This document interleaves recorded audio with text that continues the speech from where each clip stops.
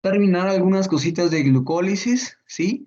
Y vamos a empezar a hablar sobre el proceso de gluconeogénesis. ¿Ok? Recordar algunas cosas importantes, ¿sí? Y hablar cosas de regulación, ¿sí? Regulación hormonal. Bueno, tengo una pregunta para ustedes. Hablé con ustedes del efecto Warburg, el qué pasaba en cáncer. Es que no me acuerdo con qué sección no me dio tiempo. Creo que fue No, con con nosotros ustedes. no. No, todavía No, no. ¿verdad? No, todavía no ha habido. Ah, perfecto. Entonces vamos a hablar de este tema bastante interesante. ¿Ok? Estamos aquí. Bueno, ok. Entonces, nosotros de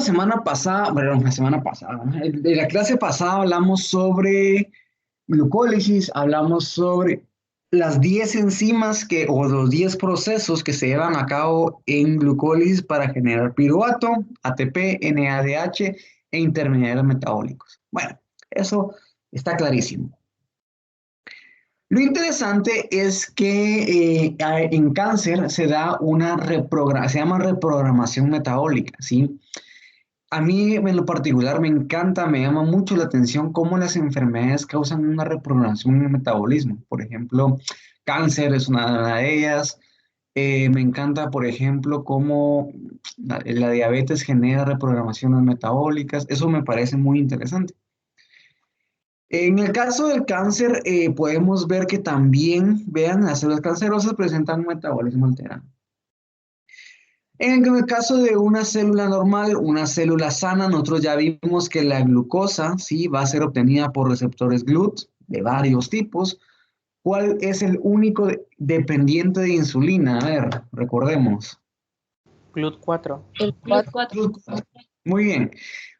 Voy a tratar de hacer muchas preguntas. Sí, voy a tratar de hacer muchas preguntas a lo largo de esta clase para que son cosas que tenemos que ir enlazando.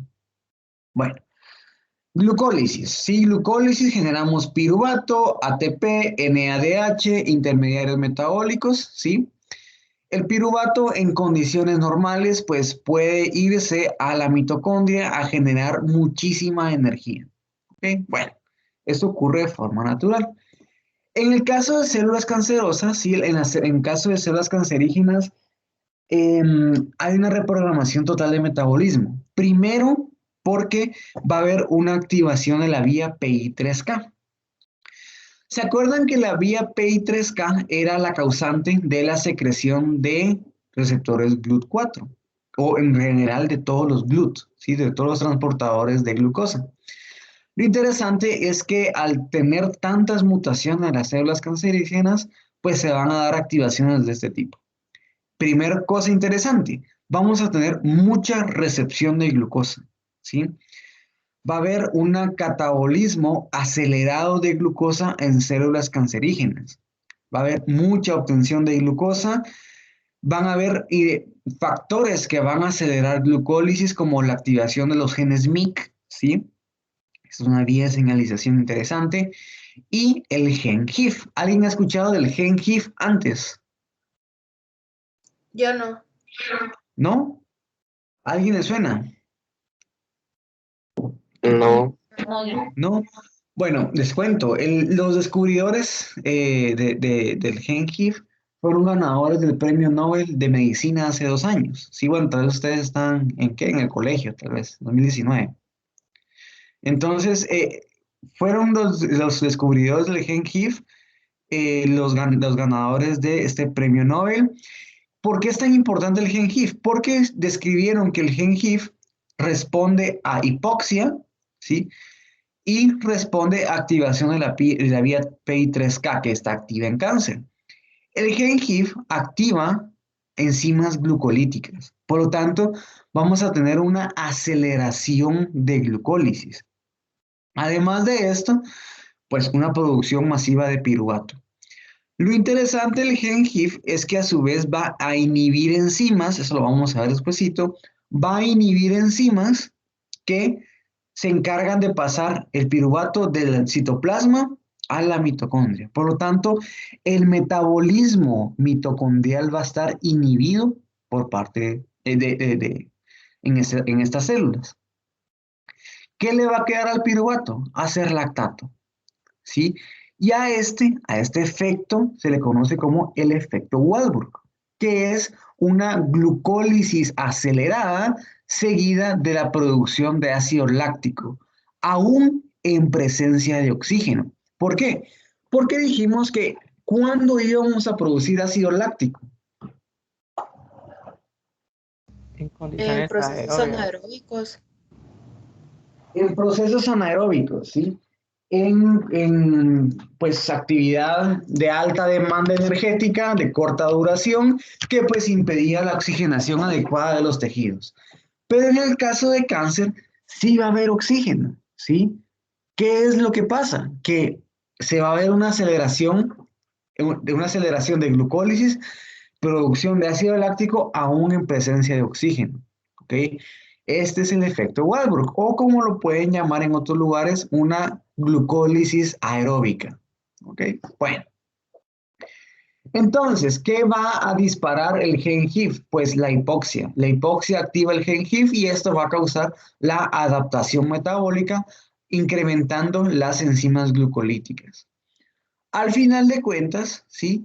Nosotros nos podemos aprovechar de este aceleramiento de glucólisis para rastrear nuestras células tumorales, ¿sí? Por ejemplo, vean esto de acá, lo que se hace es marcar glucosa con fluorescencia, ¿sí? Con isótopos que nos permitan ver dónde se está utilizando esta glucosa. En el caso, vean aquí de esta persona, tiene puntos rojos de mayor utilización de glucosa en estos órganos de acá, aquí en la vejiga, ¿sí?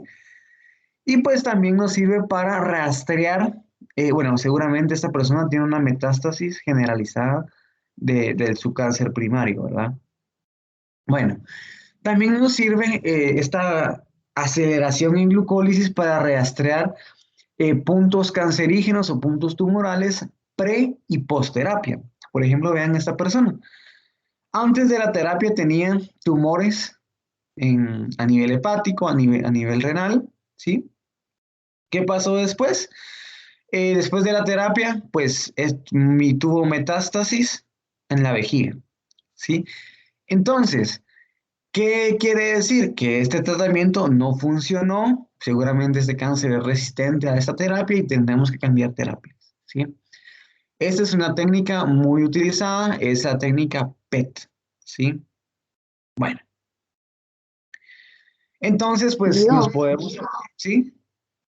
Entonces la glucosa, es que no me queda claro. Digamos que esta glucosa se va a usar o porque es que en presencia, o porque es que ayuda o es un tipo de marcador para ver los tumores. Los tumores se alimentan de la glucosa que produce o cómo. Los tumores, como vimos acá, ¿sí? En las células cancerígenas, se van a alimentar de glucosa exclusivamente y en grandes, grandes cantidades. Entonces, si nosotros marcamos glucosa con isótopos, podemos ver en qué tejidos, en qué parte del tejido se está utilizando glucosa en mayor cantidad, en una cantidad extraorbital. Y pues en este tejido muy probablemente corresponda a ser una célula tumoral. Ah, ya. Muchas gracias. ¿Sí? Ok, Una pregunta. ¿sí? La activa normalmente la hipoxia, ¿no? Pero en algunos casos, por ejemplo, las células tumorales originan nueva vascularización. Si no hay ¿Originan hipoxia, nuevas qué, perdón? No eh, escuché. nuevos vasos, ¿no? Hay nueva vascularización como con la diabetes, ¿no? Exacto. Entonces, en esos casos, Justamente, igual se... justamente esto de acá, ¿sí? El gen HIF activa angiogénesis, ¿sí? Y esta reprogramación metabólica. Entonces, ¿qué es lo interesante? Que aún en presencia de abundante oxígeno, ¿sí? Aún en presencia de abundante oxígeno, se va a dar esta utilización de glucosa de forma masiva. Entonces, sí, activamos angiogénesis, sí, va a haber vascularización, pero el efecto Waldurg va a permanecer, ¿sí? Ok, gracias. Ok, bueno. Ok, entonces solo les quería comentar esto porque es importante que lo conozcamos, es importante que sepamos este tipo de cosas cuando nos la topemos en algún momento. Ok, bueno, Diego, ¿sí? sobre el cáncer, entonces es por eso que las personas adelgazan, porque están usando demasiada glucosa. Ese es un excelente punto y lo vamos a tocar más adelante. El caso de cáncer es conocido como un estado hipercatabólico. ¿Qué quiere decir un estado hipercatabólico? Que la célula, debido al estrés que está sufriendo, va a empezar a degradar todo. Tomar en cuenta, el cáncer es un proceso anabólico, es un proceso en el cual se necesita muchísima energía para poder generar nuevas células, nueva proliferación celular. Entonces es un estado hipercatabólico, donde se va a consumir todo, músculo en su gran mayoría. Pues que la gente con cáncer pues tiende a tener una muy baja masa muscular. Ah, ok, gracias. Ujú. Ok. Más adelante hablaremos sobre estos estados hipercatabólicos, pero muy buena pregunta.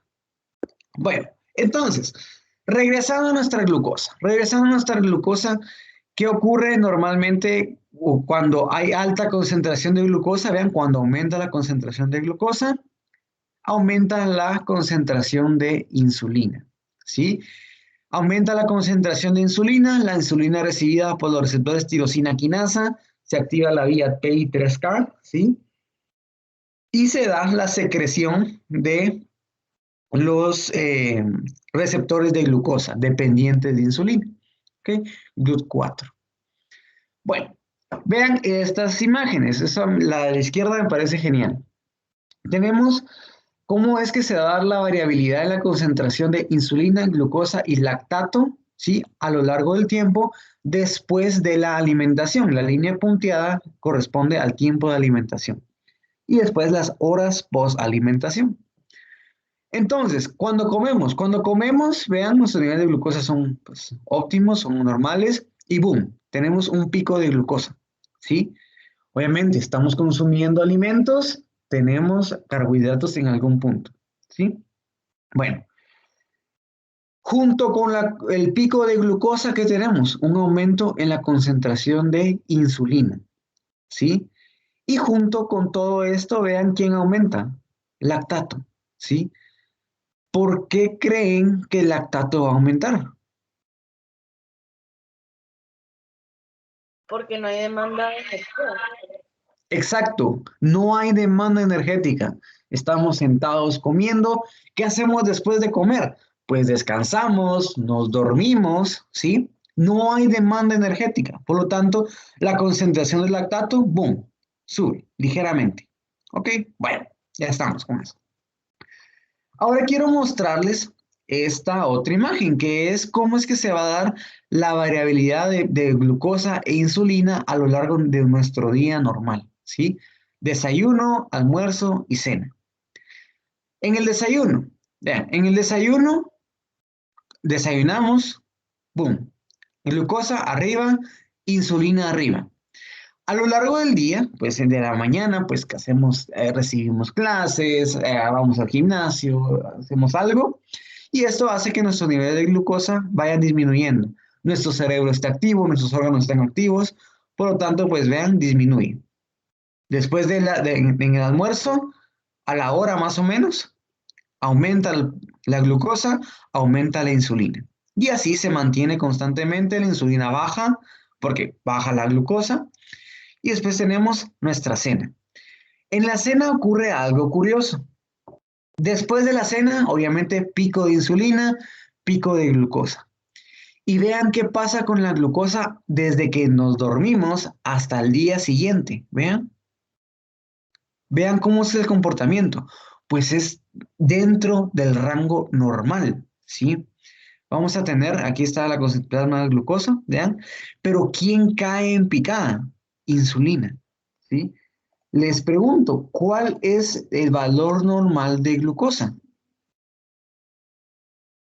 70, 110. 110. Ok, muy bien, ¿sí? 100, 110 más o menos es el rango normal en ayunas. miligramos por decilitro. Ojo, cada quien tiene su normalidad, ¿verdad? Ustedes dijeron un rango 70 a 110. El mío, por ejemplo, es 85, ¿sí? Me la he medido varias veces, varios días, y es 85 miligramos por decilitro en la mañana. Bueno, cada quien tiene su normalidad. Entonces, ¿qué pasa? Nosotros estamos programados para que mantener la glucosa entre 70 y 110 miligramos por decilitro, ¿sí? Bueno, pero ¿qué pasa? Vean, conforme va pasando las horas, la insulina va disminuyendo, lo cual pues uno pensaría, bueno, la glucosa también va disminuyendo. Pero ¿qué hace que la glucosa se mantenga constante? ¿Qué hormona es la que mantiene a la glucosa constante? El glucagón. Exacto. Si nosotros hubiéramos graficado aquí el glucagón, nos hubiera quedado algo así, vean, ¿sí? Aumenta la concentración de glucagón, disminuye insulina, glucosa estable, ¿sí? Entonces el glucagón va a tener este efecto de ser contrario a la insulina. Eso ya lo habíamos hablado, pero nunca lo habíamos visto gráficamente, ¿sí? Vean, comida, boom, glucosa, insulina sube. ¿Quién cae? Glucagón. Antes de la comida, la glucosa está pues normal, está bajita. La insulina también y el glucagón pues está ligera, está alto, ¿sí? Entonces así es como se va a estar dando que pues van a ser inversamente proporcionales, insulina y glucagón, ¿ok? Bueno, hoy vamos a hablar el rol de estas dos hormonas, insulina y glucagón, en la normoglicemia y en casos donde se necesite generar glucosa. Pero antes de eso, pues recordar cosas interesantes, el proceso de glucólisis. A ver, las tres enzimas reguladoras de glucólisis, ¿cuáles eran? La exoquinasa, la fosfofructoquinasa y creo que era la piruvatoquinasa. Muy bien, sí, tenemos exoquinasa, PFK1 y tenemos a la piruvatoquinasa. ¿Cuál de las tres era la que decíamos, esta tiene alta regulación, esta la vamos a ver más adelante, esta es súper importante? La fosfofructoquinasa. PFK1. Muy bien, la PFK1, la fosfofructoquinasa, sí, hablábamos de esta de acá. Y solo para darles el dato curioso del día, ¿sí? ¿Alguno de ustedes ha visto que tiene el Colgate o su pasta de dientes? ¿No? No. No. Hoy cuando después de desayunar o después de almorzar, vayan a ver su pasta de dientes y vean que va a tener este fluoruro de sodio, ¿sí? ¿Por qué tiene fluoruro de sodio? El fluoruro de sodio es un inhibidor de la enolasa bacteriana, ¿sí?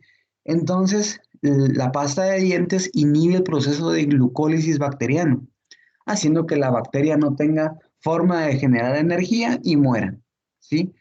Entonces, pues es un dato curioso del día, esto de la pasta de dientes y su rol como antimicrobial, antibacteriano, ¿ok? Bueno, entonces... A ver, hablamos de PFK1, ¿sí? Como esta enzima importante, como esta enzima central en glucólisis. PFK1, sí, dijimos que tenía una regulación alostérica mediada por activación por AMP y ADP. ¿Se acuerdan por qué el AMP y el ADP activaban PFK1?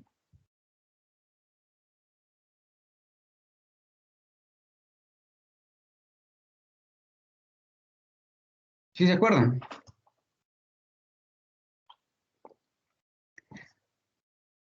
¿Y por qué el ATP inhibía PFK1? El ADP porque hay más energética.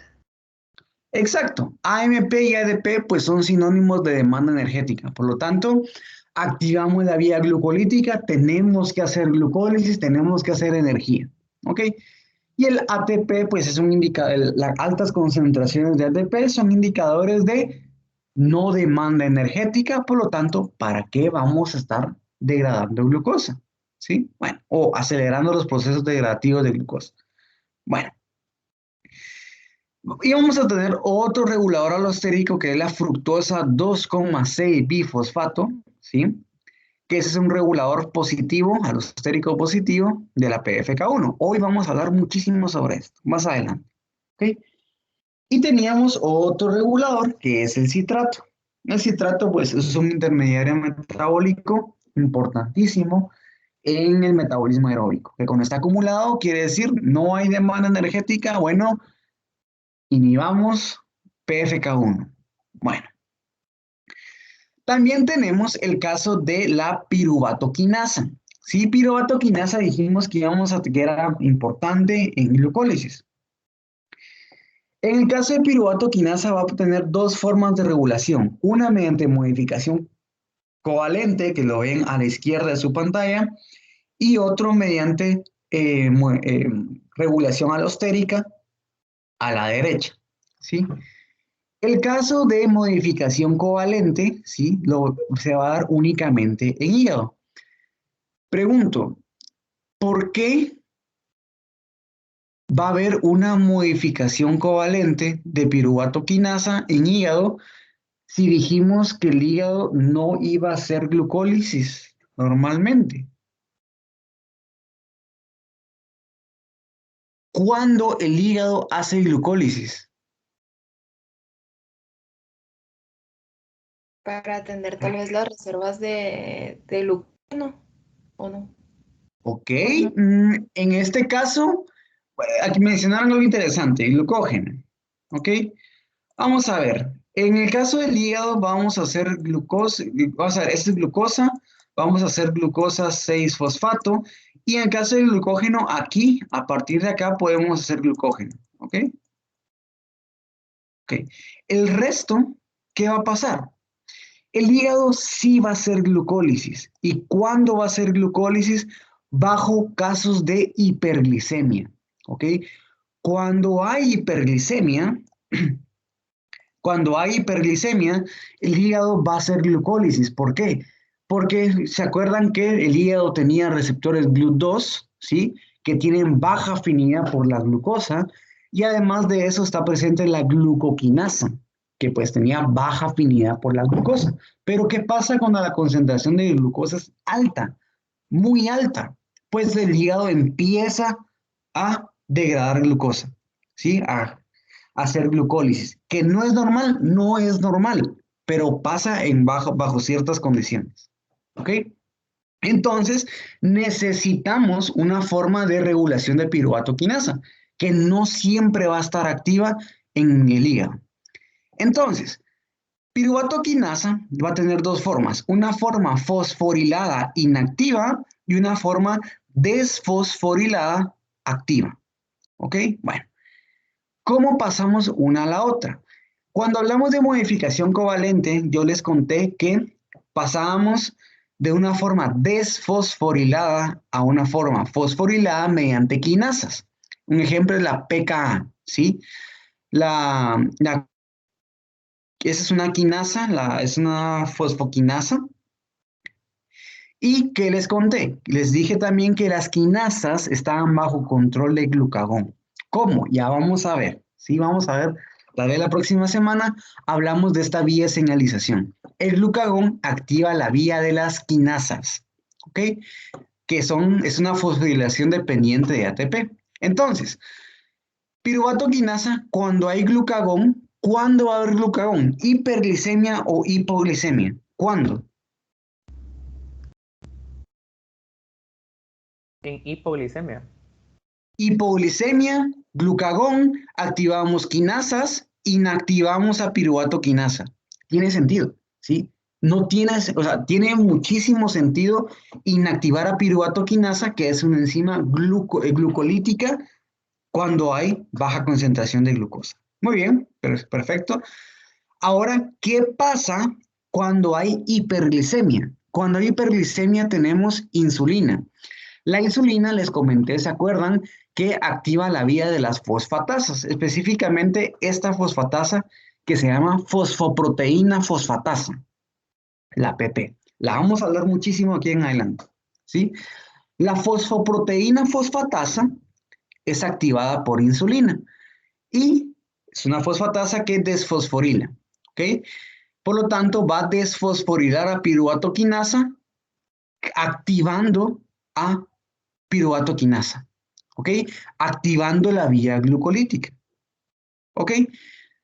¿Tiene sentido para ustedes este proceso?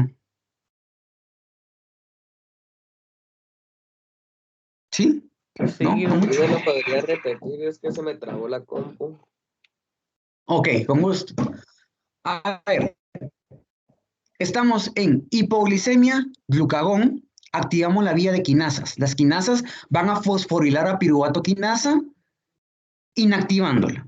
Mucho sentido. ¿Para qué vamos a tener activa una vía glucolítica si estamos en hipoglicemia? No tiene sentido. Bueno, estamos en hiperglicemia ahora, ¿sí? Alta concentración de glucosa, alta concentración de glucosa, activamos la vía de fosfatasas, la fosfoproteína fosfatasa va a desfosforilar piruvato quinasa. Por lo tanto, la va a activar.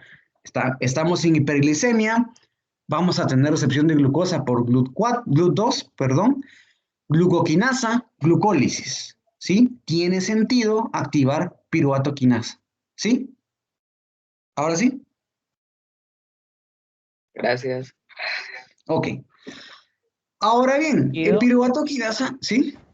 perdón, esto también se podría, bueno, cuando, en el caso de hipoglicemia, ¿verdad? Que es como que lo normal o lo esperado que se haga, también se podría dar en casos de normoglicemia o únicamente ocurre cuando está hipoglicémico el paciente. Va, esa es una cosa bien interesante. A ver, ¿qué es la normoglicemia? La normoglicemia la definimos como estar en el rango normal de glucosa. Pero ¿cómo mantenemos estos rangos normales? Pues los tenemos que mantener, tenemos que tomar en cuenta que la glucosa se está utilizando todo el tiempo, ¿sí? Los niveles de glucosa se están bajando todo el tiempo, ¿sí? Por lo tanto, tendemos a la hipoglicemia, tendemos a tener bajos niveles de glucosa. ¿Cómo mantenemos esto? Pues el glucagón va a estar siendo activado constantemente.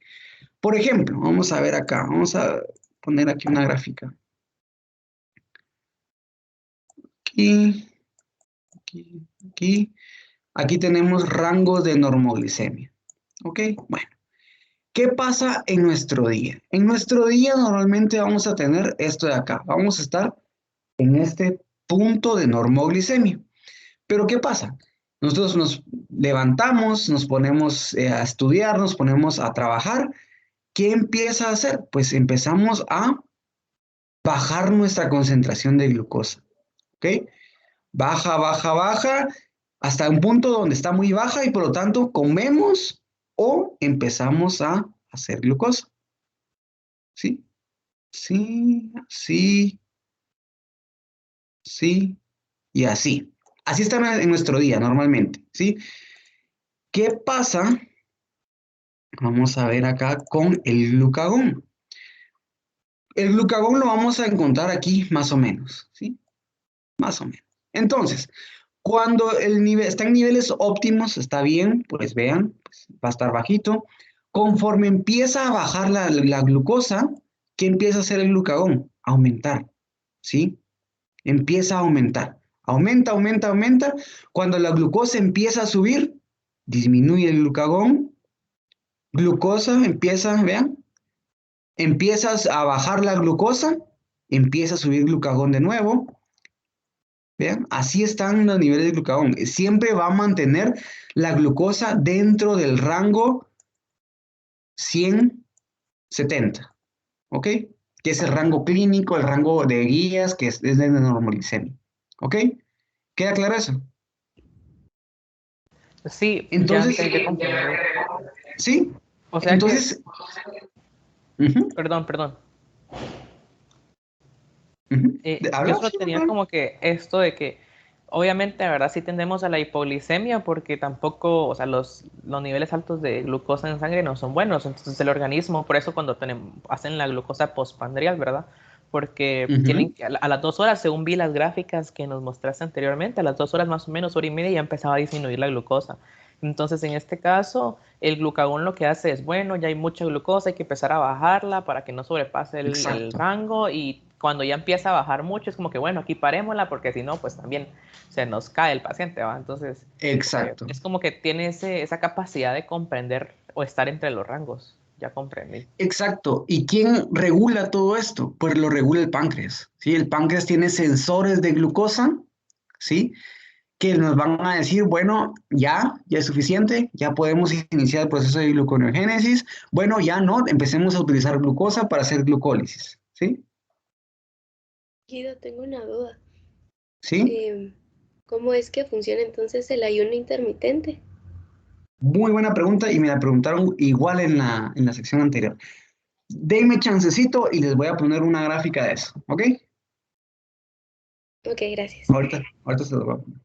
Bueno, entonces, piruvato quinasa, ¿sí? Piruvato quinasa dijimos que se regulaba mediante modificación covalente y modificación alostérica. En este caso, ¿quién activa piruvato quinasa? Fructosa 1,6 bifosfato. Pregunto, fructosa 1,6 bifosfato, ¿producto de qué enzima es?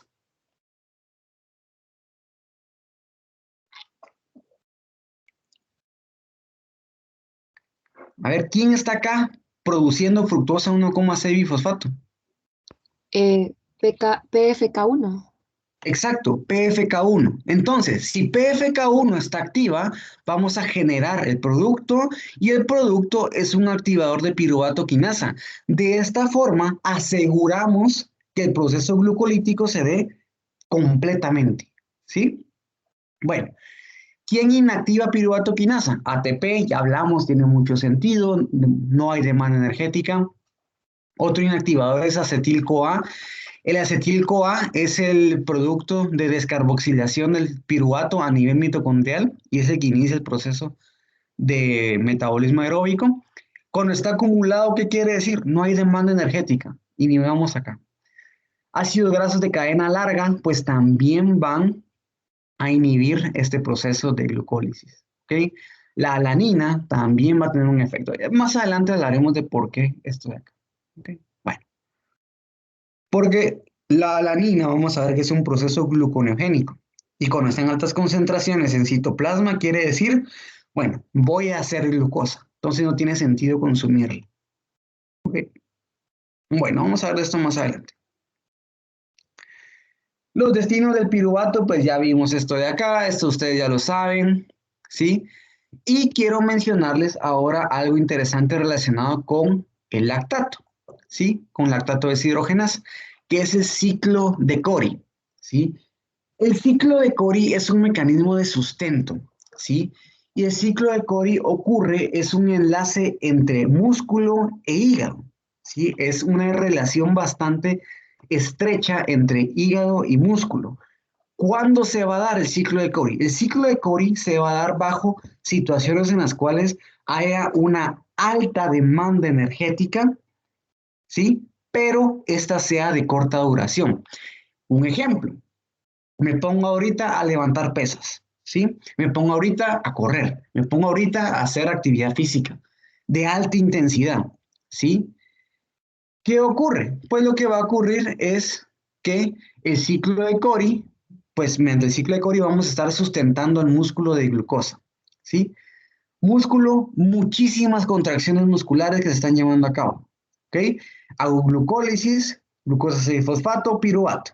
Bueno, el piruvato, pues no va a haber suficiente oxigenación en tejidos porque pues les conté que es una demanda energética de alta intensidad, ¿sí? Lactato, y el lactato muscular puede viajar en circulación. Viaja en circulación, llega al hígado, en el hígado también tenemos lactato deshidrogenasa, ¿sí? Y lactato deshidrogenasa pasamos a piruvato. El piruvato, mediante el proceso de gluconeogénesis, generamos glucosa. Glucosa a nivel sanguíneo que va a nutrir al músculo de nuevo para poder continuar con la actividad física, ¿sí? Este es una vía en la cual el lactato es la principal moneda de cambio energética, ¿sí?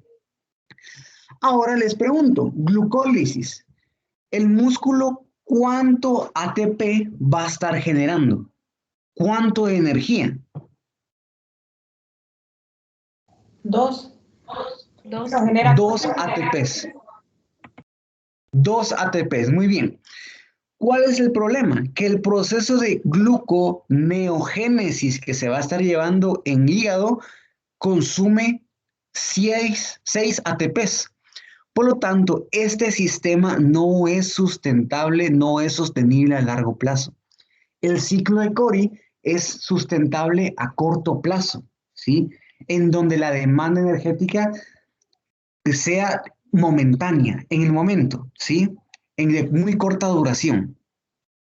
Porque vamos a estar invirtiendo, el hígado va a invertir muchísima energía para generar la glucosa necesaria para el músculo, ¿ok? Ese ciclo de Cori, pues lo estaremos viendo más adelante. Hoy nos vamos a centrar en el proceso de gluconeogénesis que se va a dar a nivel hepático, ¿ok? ¿Queda claro cómo funciona el ciclo de Cori? Guido, perdón, a mí no me quedó muy claro. Es que sí comprendo, ¿verdad? Que en glucólisis pues se van la demanda es de 2 ATP, pero en este caso de que se necesita 6 ATP, ¿por cuánto tiempo? Yo sé que es momentáneo, pero por ejemplo, si comparamos a un, no sé, a un maratonista, por ejemplo, ¿siempre va a ocurrir el ciclo de Cori o no va a ocurrir? Porque como a veces corren hasta 21 kilómetros en tanto tiempo, a diferencia de alguien Buena que tiene pregunta. repetitivas pesas, por ejemplo, que puede descansar en tanto tiempo. Exacto, muy, muy buena pregunta. ¿Quién o cómo se hace ese ciclo de Cori?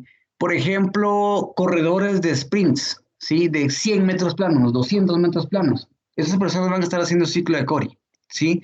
En grandes cantidades. ¿Por qué? Porque es una actividad física de muy corta duración, ¿sí? ¿Qué? ¿Cuánto? Unos 30 segundos, pero que van a ser de alta demanda energética. Por ejemplo, si alguien de aquí levanta pesas, si alguien de aquí levanta pesas, hace actividad física intensa, esa persona va a estar haciendo un ciclo de Cori, ¿sí? Como un mecanismo de sustento de glucosa a nivel muscular, ¿sí? Donde las contracciones musculares sean muy fuertes y pues no se dé una suficiente oxigenación de tejidos, ¿sí? Sí, Guido, Les gracias. quiero mostrar algo. Si ustedes...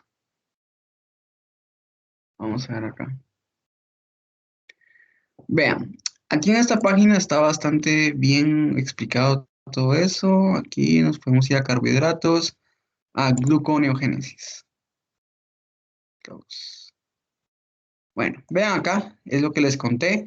Tenemos el ciclo de Cori, por aquí anda. Ahí está, vean. Ciclo de Cori. Sí, aquí se los explican. En donde vamos a poder tener glucosa, ATP, piruvato, 2 ATPs, lactato deshidrogenasa, lactato viaja en circulación al hepatocito y en el hepatocito se da lactato deshidrogenasa, piruvato, gluconeogénesis, 6 ATPs, ¿sí? Al final de cuentas, este es un proceso de muy, muy corta duración, ¿sí? Aquí dice, este ciclo no puede ser sostenible de forma indefinida. ¿Por qué? Porque vamos a tener una alta demanda energética en el proceso de gluconeogénesis. ¿Ok? Si les sirve esta imagen, pues está bastante bien. ¿Ok? Bueno, entonces, regresando a esta imagen, pues al final de cuentas la homeostasis de glucosa está regulada a nivel hormonal. Lo que les conté, aquí no está graficada, pero el glucagón estaría aquí arribita, ¿sí? Estaría aquí arribita, es aumentando, ¿ok? Entonces, ¿qué pasa en este tiempo? ¿Qué pasa cuando los niveles de glucosa disminuyen?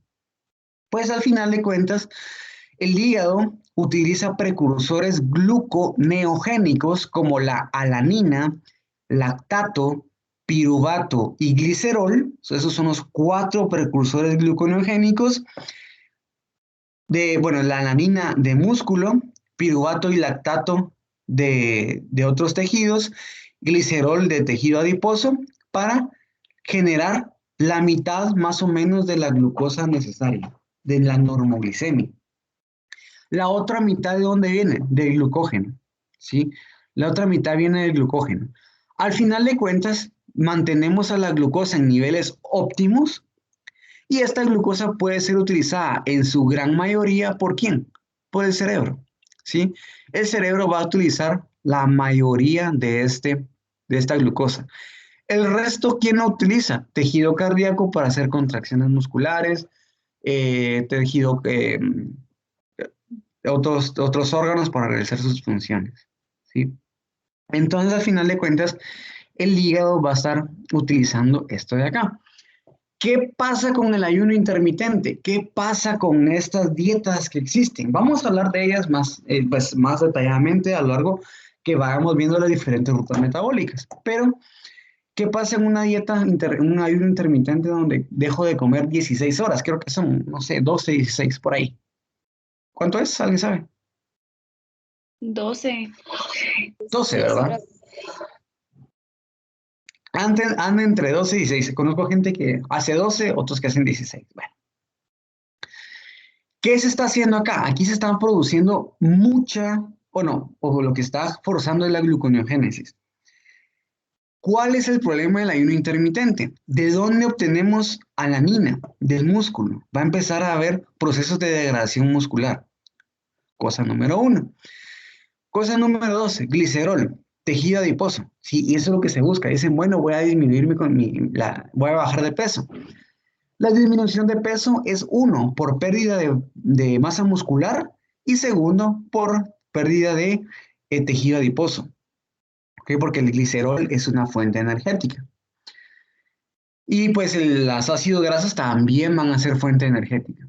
¿Ok? Entonces, el hígado pues va a estar haciendo gluconeogénesis y hay pérdida de glucógeno.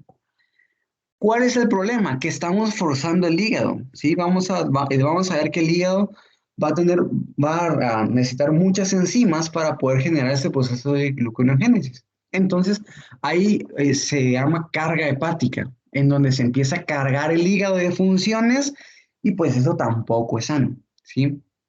¿Qué recomiendo yo?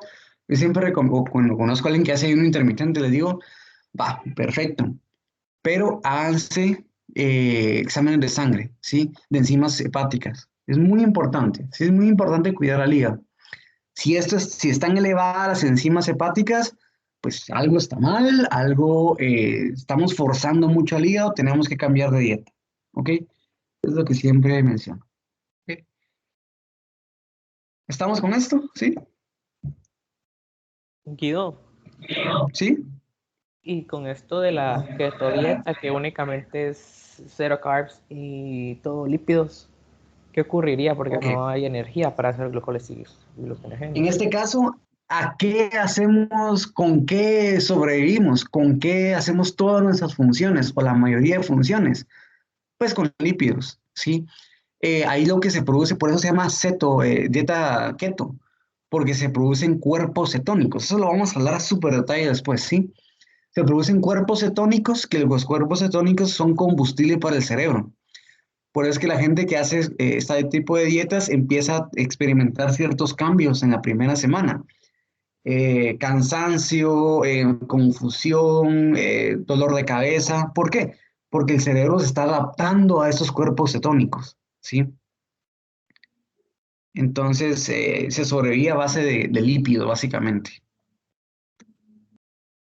Y vamos a ver que, claro, tiene su fundamento bioquímico y lo vamos a entender más a detalle, ¿ok? Pero muy buena pregunta, háganme esta pregunta más adelante y siempre la vamos a ir relacionando. Al final de cuentas, con la dieta cetogénica, el glicerol, que viene de los triglicéridos, va a ser precursor gluconeogénico y se va a sintetizar una parte de azúcar, ¿sí? De glucosa, que va a nutrir al cerebro. Vamos a generar lo suficiente para suplir, para suplir al cerebro, ¿sí? Todos los demás órganos y tejidos a puros grasas, ¿sí? Pero bueno, al estar como, bueno, únicamente yo ya entendí que, ¿verdad? Que la glucosa y todo eso se va a ir para el cerebro para que pueda funcionar mejor, pero en el caso de los demás tejidos que sobreviven a pura grasa, me imagino que ha de ser también bastante perjudicial a largo plazo. Bueno, esa es una muy buena pregunta. Y eso es algo que también le recomiendo a los que hacen dieta keto. Monitorearse los niveles de lípidos, ¿sí? Y monitorear enzimas hepáticas. ¿Por qué? Porque al final de cuentas, los demás tejidos van a estar utilizando lípidos y produciendo estos cuerpos cetónicos. ¿Cuál es el problema de los cuerpos cetónicos? Son ácidos, llevando a una acidosis metabólica en algunos casos, ¿sí? Entonces, no siempre es sano esto. Hay datos que sustentan que no hay mejoramiento en el rendimiento en atletas que hacen dieta cetogénica, ¿sí? Pero vamos a hablar de los pros y contras de toda esta dieta cetogénica a largo plazo. ¿Qué recomiendan los nutricionistas? Yo tengo muchos amigos nutricionistas. ¿Y qué recomiendan ellos? Bueno, si quieres hacer keto, hacelo un mes y pues una dieta normal de restricción calórica por unos meses y después regresar a keto, ¿sí? No se puede hacer keto prolongadamente, ¿sí? No es sano por la producción de estos cuerpos cetónicos que van a alterar el metabolismo. Eso es lo que me recomiendan, ¿sí? Yo, Perfecto, yo. ¿Sí? una pregunta. Entonces, todo esto depende del metabolismo que uno tenga, ¿verdad? Si es lento o rápido o eso es independiente. Bueno, esto pues realmente pues, va a ser un poco independiente porque al final de cuentas ese metabolismo rápido, lento, depende mucho de cuestiones genéticas en algunas veces y de la actividad física que uno realice. Si uno realiza actividad física, siempre va a tener un metabolismo, se llama acelerado, ¿sí? ¿Pero por qué es acelerado? Porque va a tener una mayor demanda energética, ¿sí? Entonces, se habla de metabolismo basal, ¿sí? Metabolismo basal está dado por la edad y por el peso de la persona, ¿sí? Entonces, va a ser un poco independiente de estos procesos, siempre van a ocurrir,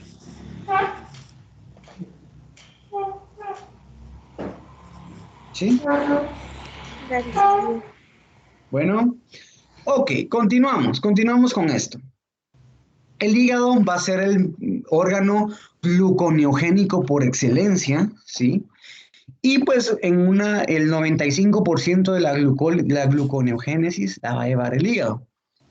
Por otro lado, el riñón pues realiza una muy pequeña parte de la gluconeogénesis, muy poco. El hígado es el que va a estar llevando a cabo del 95 al 98% de la gluconeogénesis en general. ¿Ok? Bueno, entonces, ¿qué es esto? Gluconeogénesis es la síntesis de glucosa, ¿sí? A partir de moléculas que no son carbohidratos, ¿ok? ¿Qué moléculas? Ya las hablamos. Lactato, hablamos de piruvato, ¿sí? Hablamos de alanina A la verga. y hablamos de glicerol, ¿sí? Glicerol. Bueno, el paso de lactato a, eh, a piruvato, sí, ya lo hablamos, y qué enzima es la que realiza esa conversión de lactato a piruvato.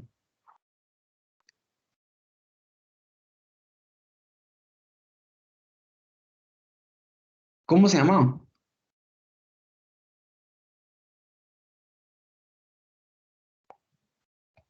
A ver, la acabamos de ver. Lactato deshidrogenasa, ¿no? Exacto, LDH, ¿sí? Lactato deshidrogenasa, muy bien. El paso de alanina a piruvato, ¿qué tipo de enzima creen que la va a hacer? A ver, ese es un aminoácido, es un alfa-cetoácido. Alanina ¿Quién cree? transaminasa. Muy bien, ¿sí? La alanina transaminasa es es una transaminasa que va a pasar de alanina a piruvato. Muy bien, gracias. Vamos a ver cómo funciona alanina transaminasa. Vean. La ALT, la alanina transaminasa, es una enzima en donde vamos a tener alanina, ¿sí? 1, 2, 3 carbonos, y alfa-cetoluterato, 1, 2, 3, 4 y 5 carbonos. ¿Qué hace la enzima? La enzima lo que hace es transferir el grupo amino al alfa-cetoluterato y el carboxilo a la alanina, generando, vean, piruvato, 1, 2, 3 carbonos, piruvato, y glutamato, 1, 2, 3, 4, 5 carbonos, ¿sí? A esta enzima, pues, necesita una coenzima, que es el PLP. ¿Alguien se acuerda qué era PLP? Bioquímica 1.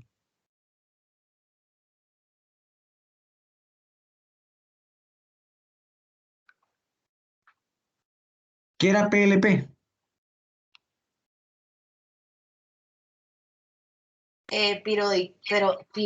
Piridoxal fosfato. Exacto, fosfato de piridoxal, PLP, ¿sí? Es una coenzima de las transaminasas. Entonces, esta transaminasa, la ALT, nos permite pasar de alanina a piruvato. Esta enzima también ustedes la van a poder llamar o la van a encontrar como TGP, transaminasa glutamato piruvato, ¿ok? Lo menciono porque en algún momento puede ser que la escuchen de esta forma, TGP o ALT. Bueno, entonces, ya vimos cómo es que pasamos de alanina a piruvato. En este punto, pues partimos de piruvato, ¿sí? A partir de piruvato, pues vamos a estar pasando de piruvato a oxalacetato, ¿sí? Y pues aquí vamos a tener cosas importantes y cosas que nos tienen que ayudar a entender algunas cosas. Piruvato oxalacetato, piruvato carboxilasa. Esa es la primera enzima reguladora de gluconeogénesis, ¿sí? El oxalacetato pasa a fosfenol piruvato mediante la enzima fosfenol piruvato carboxiquinasa. Vamos a ver cómo funcionan estas. Y de fosfenol piruvato hasta fructosa 1,6 bifosfato, ¿se acuerdan que son procesos reversibles? Entonces, pues, no va, las enzimas son exactamente las mismas que las glucolíticas, ¿ok? Aquí tenemos a nuestra segunda enzima reguladora, que es la fructosa 1,6 bifosfatasa 1, ¿sí? Que si se dan cuenta, tiene la función contraria, la función fosfatasa de la PFK1, pasando de fructosa 1,6 bifosfato a fructosa 6 fosfato, desfosforilamos, ¿ok? Generamos glucosa 6 fosfato y aquí tenemos a nuestra tercera enzima reguladora, glucosa 6 fosfatasa, que pues esta desfosforila a glucosa 6 fosfato dejando glucosa libre y esta glucosa puede ser exportada en circulación para tejidos que necesiten glucosa, cerebro por ejemplo, ¿ok? Bueno, entonces, gluconeogénesis, tres enzimas reguladoras, piruvato carboxilasa, fructosa 1,6 bifosfatasa y glucosa 6 fosfatasa, ¿ok? Tres enzimas reguladoras y vamos a ver cómo funcionan. Bueno, entonces, ¿cuál era el primer paso? Piruvato oxalacetato, ¿ok? Piruvato, mediante piruvato carboxilasa, vean, carboxilasa, ¿por qué? Porque carboxila, vean, agregamos un CO2, generamos oxalacetato. A esta enzima de acá, ¿sí? Se le conoce como enzimas a las carboxilasas, se les conoce como enzimas A, B, C. A porque necesitan ATP, B porque necesitan biotina, ¿sí? Vean acá, biotina, y C porque necesitan CO2. Entonces, las carboxilasas, piruvato carboxilasa es una enzima ABC. Bueno, vean acá, pues prácticamente la enzima agrega el CO2 al piruvato generando oxalacetato. Ojo, el oxalacetato, ¿sí? Es producido únicamente en mitocondria. El piruvato, ¿en dónde se produce? ¿En dónde se produce piruvato? En el citosol. Plasma. Plasma. El piruvato va a estar presente en citoplasma.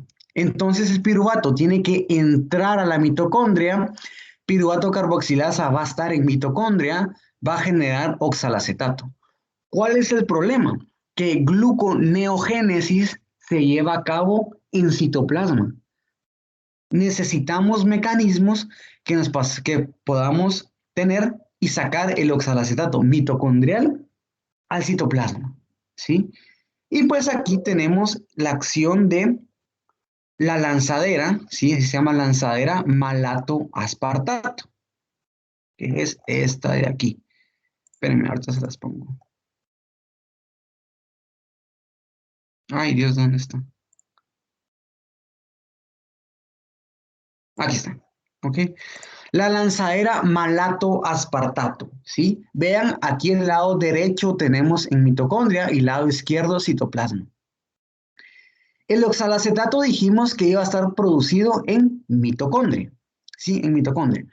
Por lo tanto, la lanzadera malato-aspartato permite dos mecanismos de paso de oxalacetato mitocondrial a citoplasmático. El primero es el paso de oxalacetato a malato.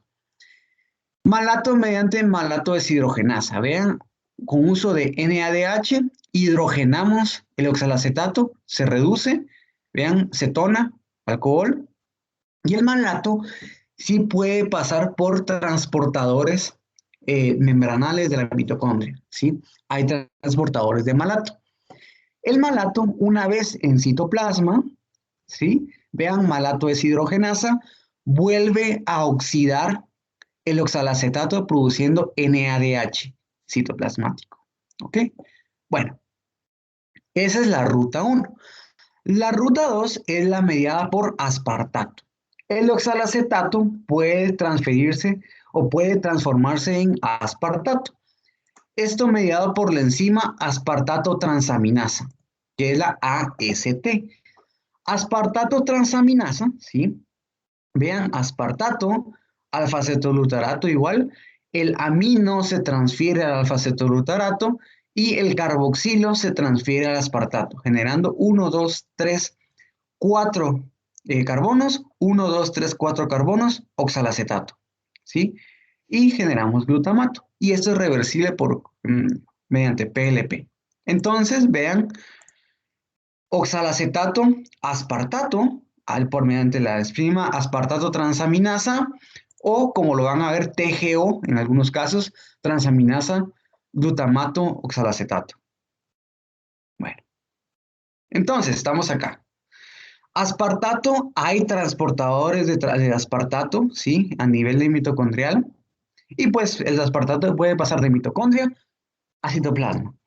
Una vez en citoplasma, el aspartato puede regresar a ser oxalacetato mediante aspartato transaminasa, de nuevo.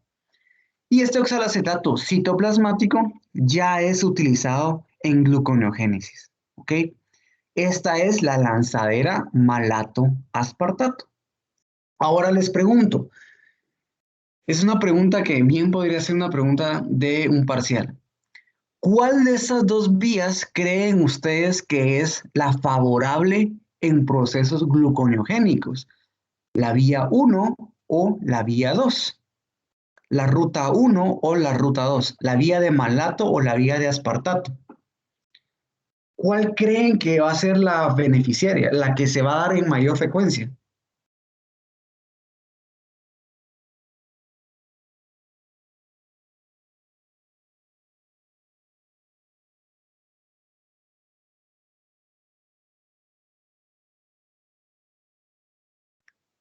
¿Cuál es la favorable?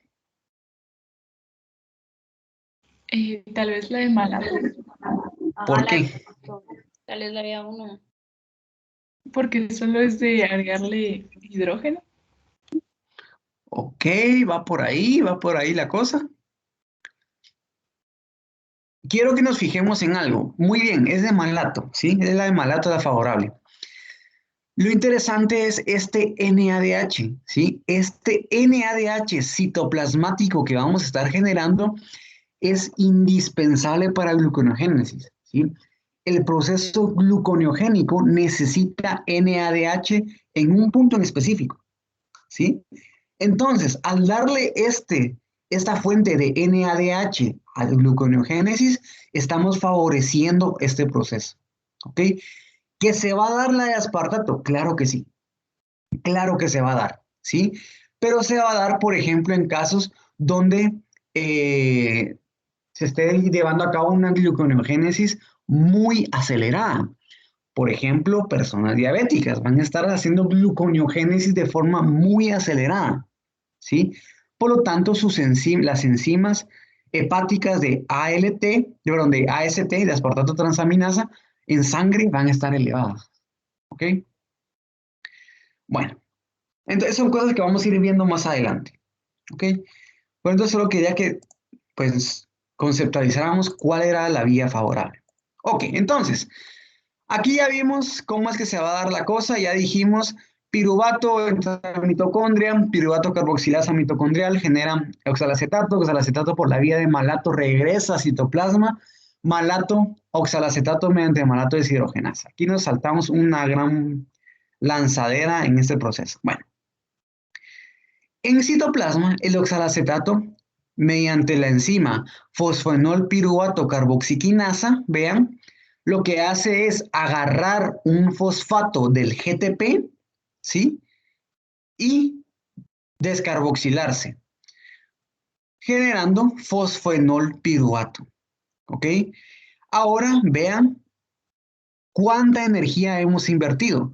2 ATPs, 2 GTPs, que en realidad pues son globalmente 4, pues GTP y ATP es lo mismo, energéticamente lo mismo. Hemos invertido 4 ATPs, ¿ok? Bueno, tenemos fosfoenol piruvato. Esta es una enzima reversible que nos permite pasar a 2-fosfoglicerato. ¿Qué enzima es esta de acá?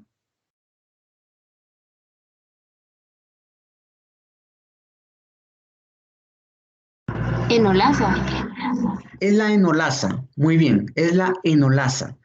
La enolasa pues nos permite generar 2-fosfolicerato, después pasamos a 3-fosfolicerato mediante ¿qué enzima? Fosfolicerato mutasa. Fosfolicerato mutasa, muy bien.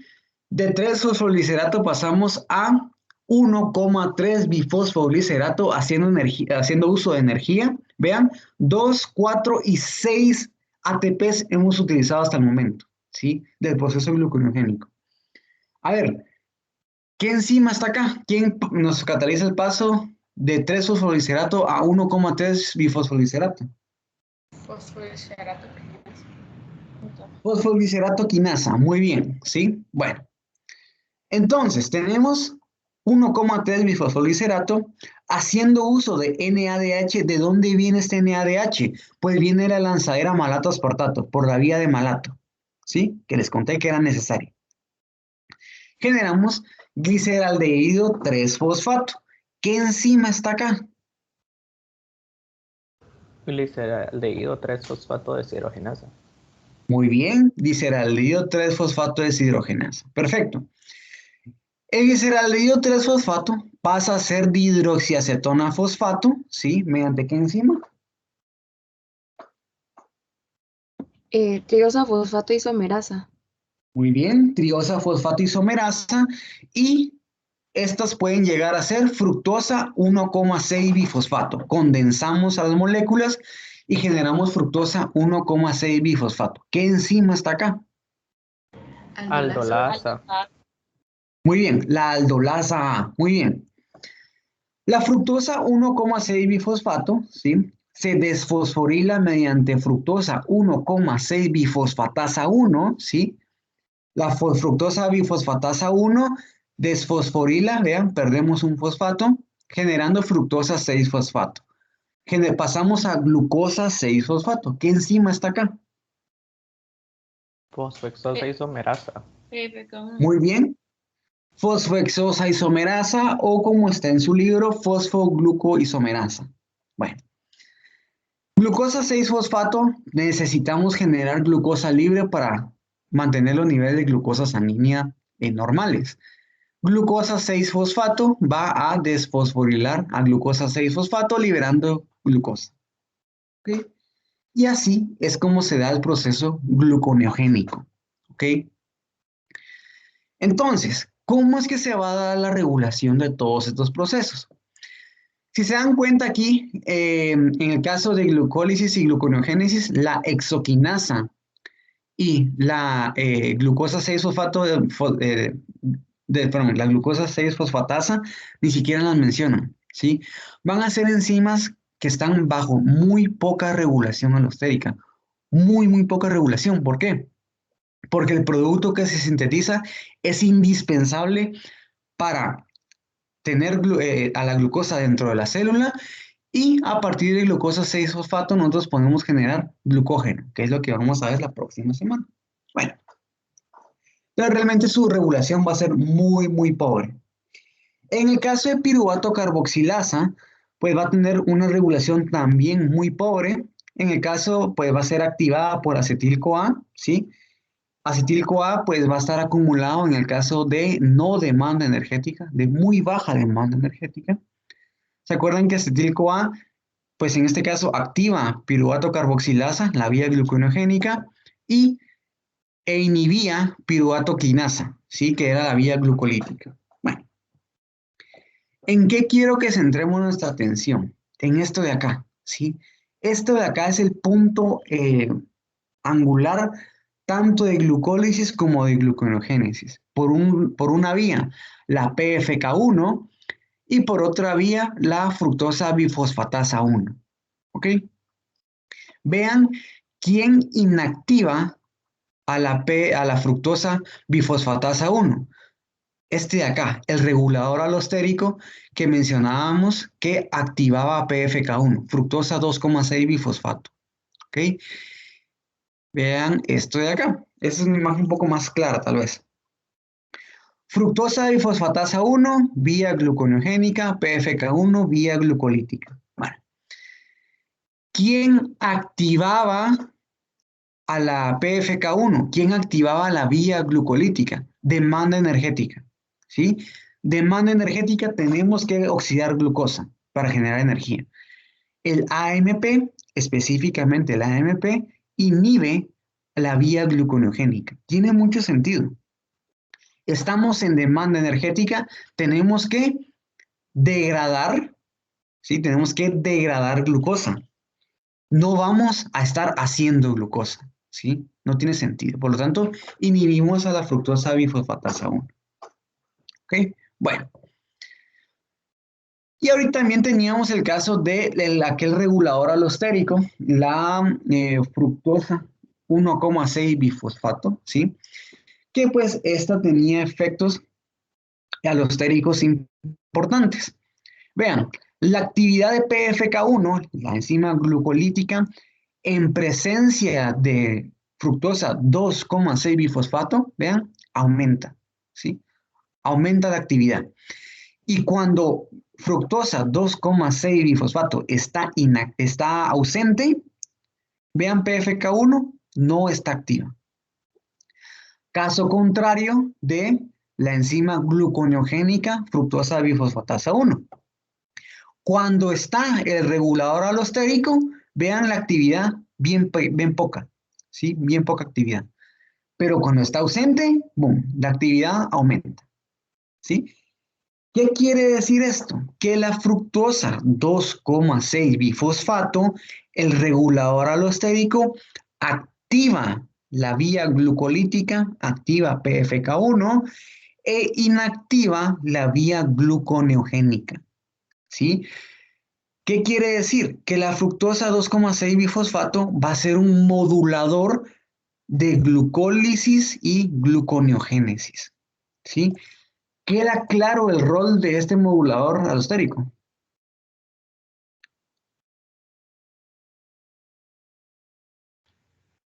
¿Podría repetir las gráficas? Va, este de acá, las gráficas, dijeron. Sí. Ok, con gusto. A ver, en esta gráfica podemos ver en el eje Y la actividad de la enzima PFK1, la enzima glucolítica. ¿Ok? Entonces, cuando hay una alta concentración de el modulador, ¿sí? De fructosa 2,6 bifosfato, ¿sí? Vean, la actividad de la enzima es alta, ¿sí? Cuando está ausente, la actividad de la enzima es muy baja, ¿sí? Muy baja. Lo cual corresponde a esto de acá. Fructosa 2,6 bifosfato activa PFK1, activa la vía glucolítica. Muy bien. Ahora, ¿qué pasa con la enzima gluconeogénica? Fructosa bifosfatasa 1. Cuando está presente el regulador alostérico, vean, la actividad de la enzima es muy baja, muy baja. Pero ¿qué pasa si el regulador alostérico está ausente? La actividad de la enzima es alta. Por lo tanto, ¿cuál va a ser el efecto de la fructosa 2,6 bifosfato? Este de acá. Inhibir gluconeogénesis. ¿Sí? ¿Mejor? Sí, ya, perfecto, gracias. Ok. Entonces, ya entendemos cuál es el rol de la fructosa 2,6 bifosfato. Ya está claro. ¿Ok? Ahora, quiero que veamos cómo se hace la fructosa 2,6 bifosfato. Este producto, este modulador, lo hace una misma enzima, que a esta enzima se le conoce como la enzima bifuncional. ¿Por qué? Porque cuando la enzima está desfosforilada, vean aquí, enzima desfosforilada, va a tener una actividad PFK2, es decir, fosfofructoquinasa 2. Va a fosforilar, ¿sí? ¿A quién fosforila? En hígado, a la fructosa 6-fosfato, ¿sí? En el carbono 2, en este caso. Por eso es PFK2, no es PFK1, ¿ok? Entonces, vean, cuando la enzima está desfosforilada, ¿sí? La enzima tiene una función PFK2 y por lo tanto fosforila, ¿sí? Fosforila generando fructosa 2,6 bifosfato, ¿ok? Cuando la enzima está fosforilada, ¿sí? Va a tener una función fructosa bifosfatasa 2, es decir, desfosforila, vean, perdamos un fosfato y regeneramos a este producto y reducimos la concentración de fructosa 2,6 bifosfato. ¿Okay? Vamos a verlo con otra imagen, esta de acá. Ahora vamos a ponerle un factor hormonal, ¿ok? Imaginemos que estamos en hiperglicemia, ¿ok? A ver, si estamos en hiperglicemia, ¿qué hormona vamos a estar secretando? Insulina. Insulina, muy bien, ¿sí? Hiperglicemia, insulina. Entonces, la insulina, ¿qué les conté? La insulina activa la vía de las fosfatasas, ¿ok? Específicamente la APP, la fosfoproteína fosfatasa. Las fosfatasas desfosforilan. Entonces vamos a pasar de una enzima fosforilada a una enzima desfosforilada. ¿Qué dijimos? Cuando la enzima está desfosforilada, va a tener una función PFK2. Función PFK2. ¿Ok? Por lo tanto, ¿qué vamos a estar haciendo? Aumentando la concentración de fructosa 2,6 bifosfato. ¿Sí? Si aumentamos la concentración de glucosa, de fructosa 2,6 bifosfato, ¿qué efecto va a tener en glucólisis? A ver.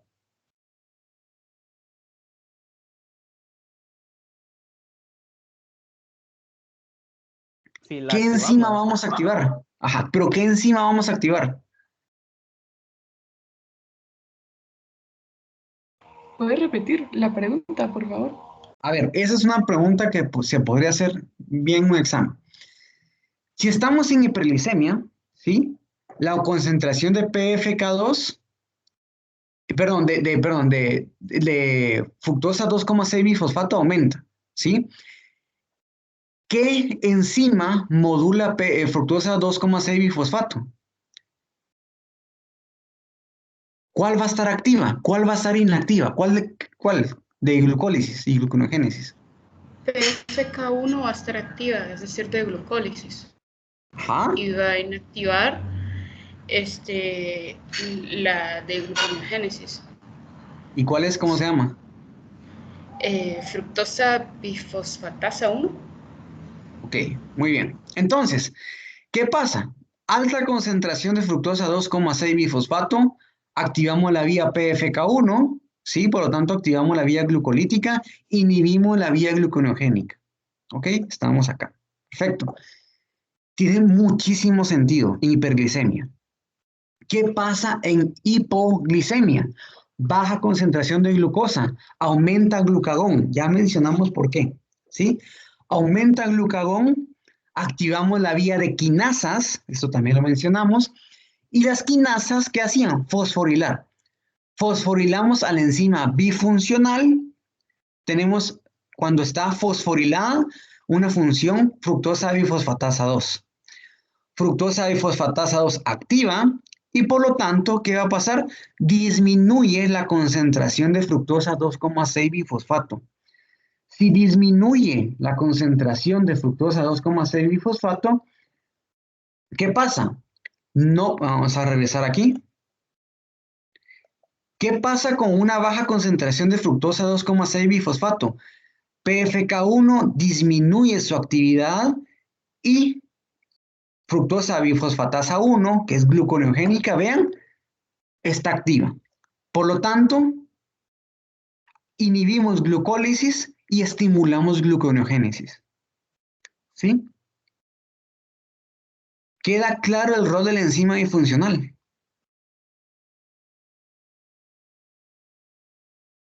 ¿Ok? Bueno, si no quedó claro, creo que con esta imagen va a quedar claro. Es otra vez lo mismo, solo que aquí está un poco más general. Entonces, hiperglicemia.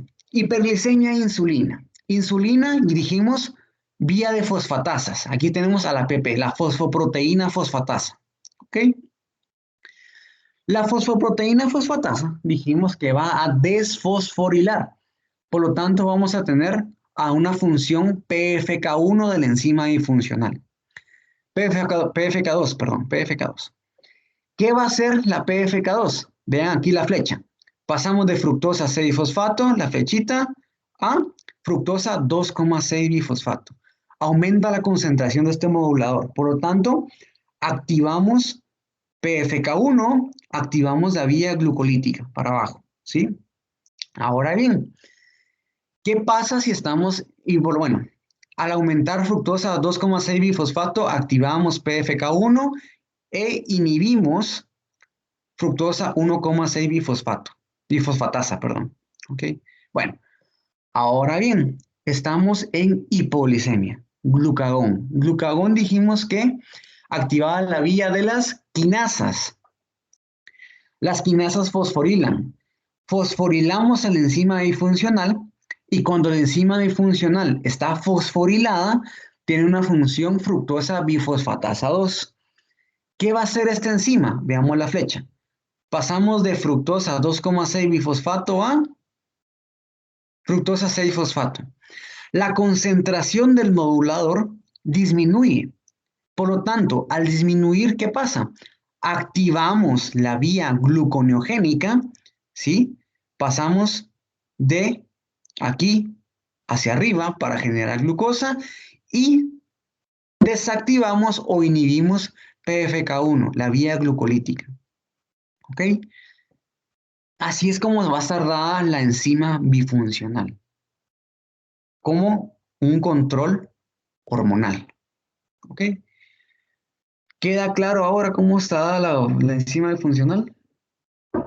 Y Yo sé que tal vez está algo revuelta la cosa, pero tratemos de recapitular, tratemos de entender este trabalenguas, ¿ok? ¿Alguien mencionó algo, perdón? sí, es que yo me hice un poquito de bola, solo como a modo de resumen para ver si comprendí o si no, pues eh, si me podrías explicar otra vez, pero en condiciones de hiperglicemia, pues obviamente va a haber un aumento de fructosa 2,6 bifosfato. Entonces, este aumento de la fructosa 2,6 bisfosfato lo que va a hacer es de que va a activar la PFK1 y se va a activar la glucólisis y va a inhibir a la fructosa 1,6 bisfosfatasa y va a inhibir la gluconeogénesis. Exacto, muy bien. Ahí estás. Y en hipoglicemia es lo contrario, o sea, se disminuye la fructosa 2,6 bifosfatasa. Lo que va a hacer es de que va a inactivar la PFK1 y por lo tanto se va a inhibir la glucólisis y entonces va a activar la fructosa bifosfatasa, fructosa 1,6 bifosfatasa y va a activar la gluconeogénesis. Exacto, ahí estás. Ok. Es que sí me había hecho un Muy bien. poquito de bolas, pero gracias. Ok, sí, así es, ya lo tenés, ¿sí? Que, miren, yo soy una persona muy visual. A mí, si yo quiero entender un tema, yo busco imágenes, ¿sí? Todos aprendemos de formas distintas. Si a ustedes les sirve escribir el proceso, escribir tal o encima tal cosa, háganlo, ¿sí? Si quieren ver imágenes, háganlo también, ¿sí? O yo, como les digo, yo soy una persona muy visual y yo con imágenes me ubico bastante bien. Cuando las cosas están escritas, me hago un poco de bolas. Entonces, cada quien funciona distinto, ¿sí? Si les funciona repetirlo, repitámoslo, no importa, ¿ok? Bueno, ok, estamos con la enzima disfuncional. ¿Alguna duda al respecto? ¿No? ¿Todo bien? ¿No? Bueno. Ya para terminar el día de hoy, quiero hablarles un poquito de diabetes, ¿sí? ¿Cómo es que funciona la diabetes? Ok, la diabetes la vamos a estar hablando a lo largo de todo el curso, pero creo que es momento de empezar a hablar de ella. Entonces, la diabetes puede ser causada, bueno, o pues es debida a, pues, tres razones normalmente. Primero, una resistencia a insulina, quiere decir el receptor tirosina quinasa de insulina no recibe adecuadamente la insulina, es una resistencia a insulina. Otra puede ser que el páncreas no secrete nada de insulina, o la tercera razón, que el páncreas secrete insulina de muy baja calidad, es decir, con estructuras deformes. ¿Ok? Bueno, en cualquier forma, los receptores tirosina quinasa pues no van a estar activos, las vías de señalización no van a ser activas, por lo tanto, los receptores GLUT4 no van a ser secretados. ¿Qué efecto va a tener esto? Que la glucosa no pueda ser utilizada por los tejidos, ¿sí? ¿Qué va a causar esto? Extracelularmente, afuera de la célula va a haber hiperglicemia. Esto lo vamos a ver con niveles de glucosa por arriba de lo normal, ¿sí? Pero dentro de la célula, ¿qué va a ocurrir? Dentro de la célula va a haber hipoglicemia, va a haber una baja concentración de glucosa. Por lo tanto, ¿cuál es la respuesta normal de la célula? Bueno, la célula dice, no tengo glucosa. ¿Qué va a agarrar energía de lípidos? Los lípidos van a ser fuente energética, ¿sí? Los triglicéridos, los ácidos grasos se degradan para generar energía y el glicerol, este glicerol, va a ser un precursor gluconeogénico. Dice, voy a hacer glucosa, porque aquí no hay, por lo tanto, imagino que en todas las células es igual, por lo tanto, voy a hacer glucosa. Y ese es uno de los grandes efectos de la diabetes, y es pues, el método agravante de la diabetes.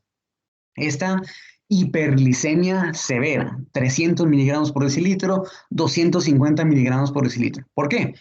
Porque además de no poder utilizar la glucosa, estoy generando más glucosa dentro de la célula.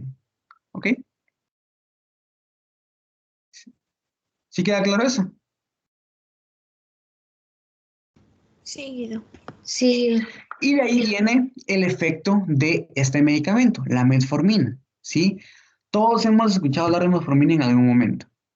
La metformina es el tratamiento para la diabetes por excelencia, ¿sí? ¿Qué hace la metformina? La metformina es un inhibidor de la síntesis de ATP a nivel mitocondrial. ¿Ok? Y si ustedes miran el libro de farmacología, eso les va a decir, inhibidor de síntesis de ATP a nivel mitocondrial. Ahora, ¿por qué un inhibidor de ATP va a ser un tratamiento para diabetes? ¿Sí? ¿Por qué? Bueno, esto de acá viene acompañado de ¿qué? Disminuye la concentración de ATP, aumenta la concentración de AMP, ¿sí? De demanda energética. El AMP, si recordamos, el AMP era, aquí recordemos rapidito, el AMP es un inhibidor alostérico de la fructosa bifosfatasa 1.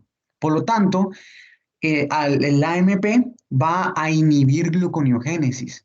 La metformina es un inhibidor de gluconeogénesis.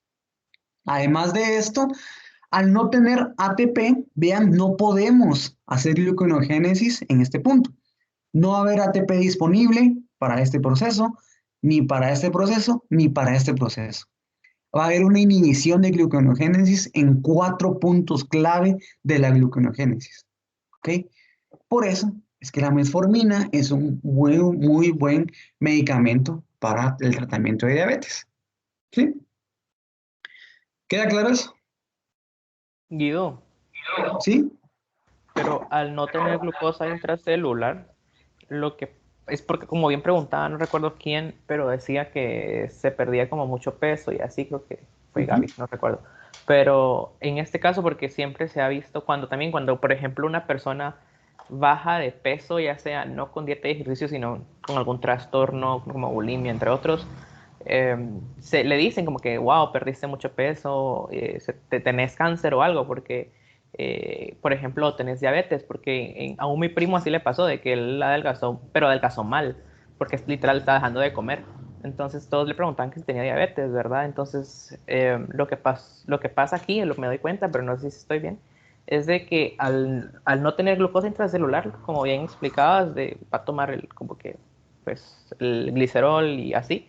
Entonces, por lo tanto, vamos a empezar a perder peso, pero es pérdida de peso, me imagino, de mala forma, porque no es un proceso que debería ocurrir.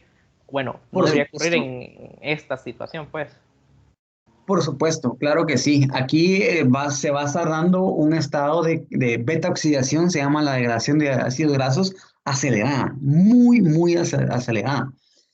Si a esto le sumamos un tratamiento como metformina, que vamos a estar inhibiendo la síntesis de ATP, ¿sí? No hay ATP por parte de la célula. ¿Qué va a ocurrir? Pues el proceso de degradación de lípidos se va a aumentar en grandes cantidades, ¿sí? Al final de cuentas, esto es un efecto de la metformina, ¿sí? A lo largo del curso vamos a ver otros efectos de la metformina en lípidos, por ejemplo. La metformina inhibe la síntesis de lípidos, y promueve la degradación de lípidos al dar mucho AMP disponible, que pues va a ser un indicador de demanda energética y por lo tanto las enzimas de beta oxidación se van a activar en gran manera, haciendo que las personas que son diabéticas y bajo tratamiento de metformina bajen de peso de forma descomunal. O sea que el análisis Perfecto, que Guido. hiciste estuvo bastante bien. Gracias, Guido. Bueno, entonces pues estamos el día de hoy. Yo sé, tal vez fue mucha información, entiendo, pero créanme, todo es importante. Entender la enzima funcional nos va a llevar hasta el último día de clases a hablarlo, ¿sí? Así que necesito que quede claro que resuelvan sus dudas conmigo si ustedes tienen alguna duda. Puede ser la próxima clase, puede ser por correo, ¿sí? Mi recomendación, leamos, todo lo que les dije hoy está en su libro, así que pues espero que haya quedado todo súper claro, ¿ok? Si alguien tiene alguna duda, pues la podemos hacer, yo sé, nos pasamos un poquito del tiempo, pero era necesario, ¿sí? Gracias, Guido. Yo tengo una duda, pero no sé si me puedo quedar contigo después un ratito después de la clase. Con gusto, ¿sí? Gracias. Bueno, ok.